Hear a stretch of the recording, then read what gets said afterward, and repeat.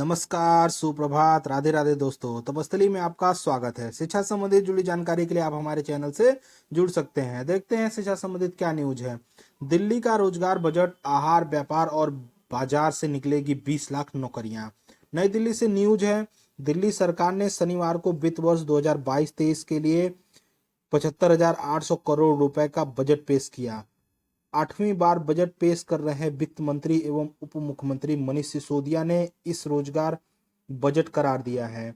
उन्होंने कहा 5 साल में 20 लाख नौकरियां के सृजन के लिए आहार, व्यापार और बाजार केंद्र में रखे हैं। मांग बढ़कर नौकरियां पैदा करने की तैयारी है। अनुमान है कि इससे दिल्ली की कामकाजी आबादी मौजूद 33 से बढ़कर 45% हो जाएगी। शिक्षा पर सर्वाधिक 16,278 करोड़ रुपए खर्च करने का प्रस्ताव रखा है। सस्ती बिजली, फ्री पानी, महिलाओं को मुफ्त बस यात्रा सरीखी पुरानी योजनाएं जारी रखेगी। शिक्षा, स्वास्थ्य और परिवहन क्षेत्रों पर कुल बजट का 22%, 13% व 13% खर्च होगा। दिल्ली से सरकार से ये न्यूज है कि रोजगार में वो 20 लाख नौकरियां देंगे और बहुत सारी छूट देंगे। 5 साल में रोजगार में जो जो घोटाले हुए हैं उनकी जांच कराएंगे। मुफ्त पेयजल, मुफ्त राशन और बहुत सारी चीज देंगे। हर साल 5,000 ऑटो परमिट, 25,000 रोजगार, रूप टॉप सोलर प्लांट से 40,000 नौकरियां इत्यादि दिल्ली सरकार देगी। अगली न्यूज देखते हैं शिक्षा संबंधित क्या है।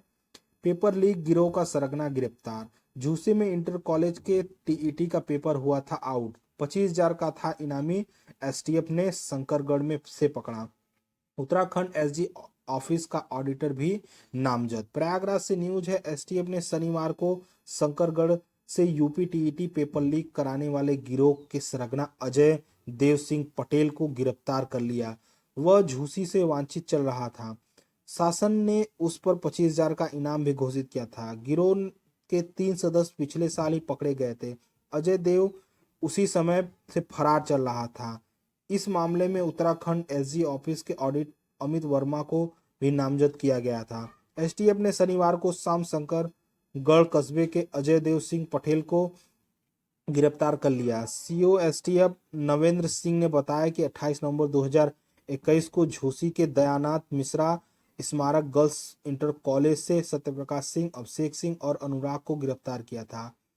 उनके मोबाइल से उत्तर प्रदेश शिक्षक पात्रता परीक्षा 2021 का पेपर लीक मिला था। शंकरगढ़ के अजय देव सिंह पटेल ने उन्हें प्रश्न पत्र भेजा था। अजय को मुकदमे के नामजद कर उसकी तलाश शुरू कर दी गई थी, लेकिन वह फरार हो गया था। शनिवार को गिरफ्तारी के बाद अजय ने बताया कि गिरोह का संचालन एसजी ऑफिस उत्तराखंड का ऑडिट अमित वर्मा कर रहा था।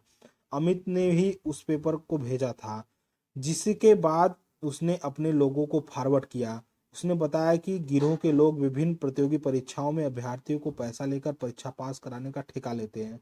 परीक्षाओं से सिर्फ पेपर ही नहीं आउट कराते, बल्कि सॉल्व कराने अभ्यर्थी को भेजने, हर पद और परीक्षा के लिए अलग अलग रेट निर्धारित। गिरोह ने फोटो मिक्सिंग कर फर्जी आधार कार्ड, एडमिट कार्ड और अन आईडी कार्ड बनाने वाले को हायर किया हुआ है। यूपी टीईटी से पहले भी कई परीक्षाओं में गिरोह के लोग अभ्यर्थियों को नकल करा के भारी रकम वसूल कर रहे थे।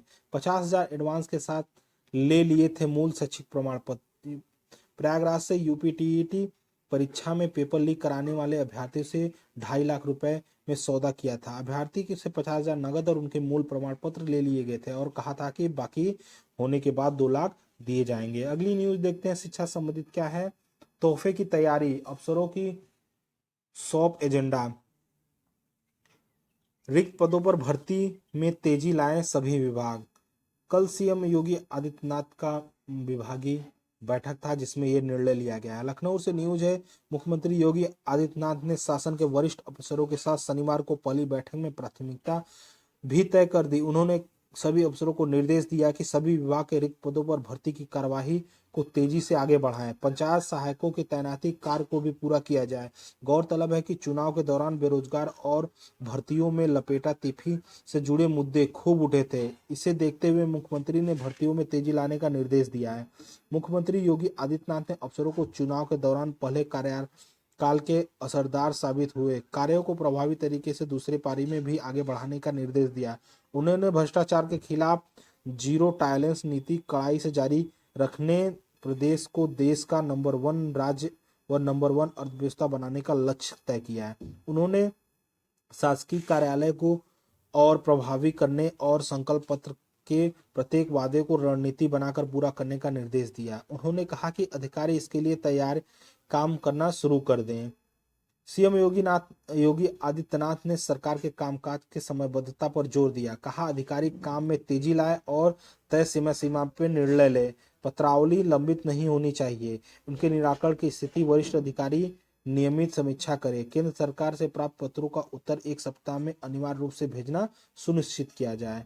अगली न्यूज देखते हैं शिक्षा संबंधित क्या है। सीधी भर्ती के लिए 42 पदों पर इंटरव्यू 4 अप्रैल से। यूपीपीएससी में जारी किया कार्यक्रम।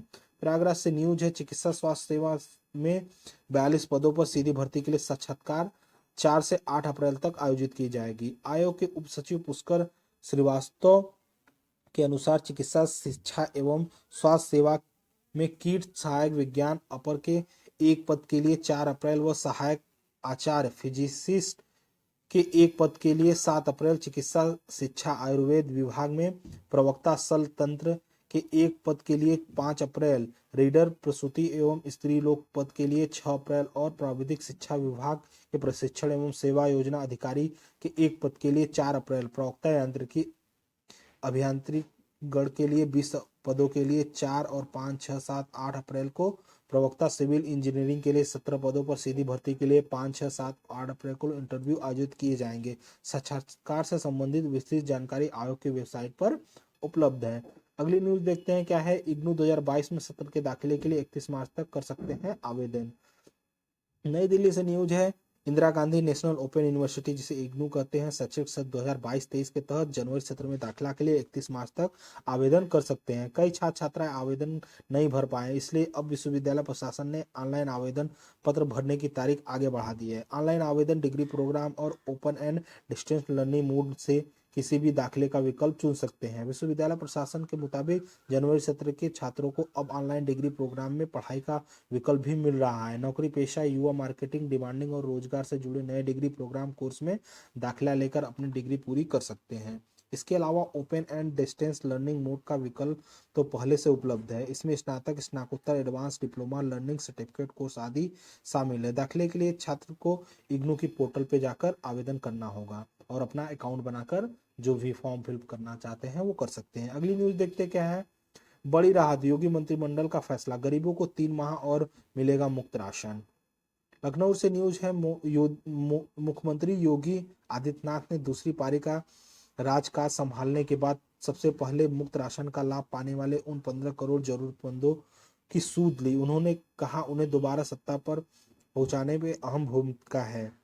योगी मंत्रिमंडल ने शनिवार को पहला फैसला गरीबों को मुफ्त राशन का वितरण योजना पहले 3 माह तक बढ़ाने का लिया है। अब यह योजना जून तक चलेगी और इस पर 3270 करोड़ रुपए खर्च होंगे। मुख्यमंत्री योगी आदित्यनाथ ने लोक भवन में मंत्रिमंडल की बैठक के बाद इस अहम फैसले की जानकारी उप मुख्यमंत्री केशव प्रसाद मौर्य और ब्रजेश पाठक के साथ खुद ली। उन्होंने कहा कि नवगठित सरकार के मंत्रिमंडल का पहला निर्णय प्रदेश के 15 करोड़ जन आर्दन को समर्पण है। उन्होंने बताया कि इस योजना में अंत्योदय परिवार को हर माह 35 किलो अनाज और पात्र गृहस्थी परिवार को प्रति यूनिट 5 किलो खाद्यान्न मिलेगा। साथ ही प्रत्येक पात्र परिवार को 1 किलो दाल, 1 किलो रिफाइन, 1 किलो आयोडीन नमक भी उपलब्ध करवाया गया।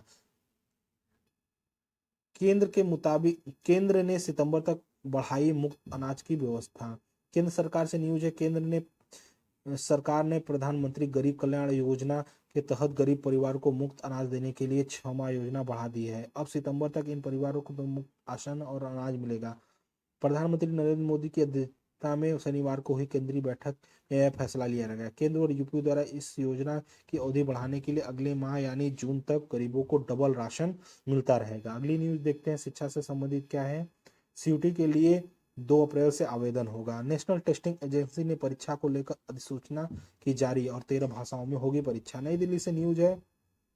स्नातक प्रोग्राम में दाखिले के लिए पहले कॉमन यूनिवर्सिटी टेस्ट एग्जाम जिसको CUET 2022 के लिए आवेदन 2 अप्रैल से शुरू होगी। नेशनल टेस्टिंग एजेंसी ने सीयूटी को लेकर अधिसूचना जारी कर दी है। पहली कंप्यूटर आधारित परीक्षा 13 भाषाओं में आयोजित की जाएगी।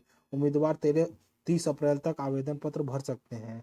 इस प्रवेश परीक्षा में मेरिट स्कोर से सभी 45 केंद्रीय विश्वविद्यालय में अनिवार्य रूप से स्नातक प्रोग्राम में दाखिला मिलेगा, जबकि डीम्ड स्टेट और प्राइवेट यूनिवर्सिटी चाहे तो इस मेरिट स्कोर से स्नातक प्रोग्राम में दाखिला ले सकती हैं। परीक्षा वस्तुनिष्ठ होगी और सवाल बहुविकल्पी पूछे जाएंगे। खास बात यह है कि शास्त्र की 3 व 4 ऑनर्स डिग्रियां अब बीएड ऑनर्स समकक्ष मानी जाएगी।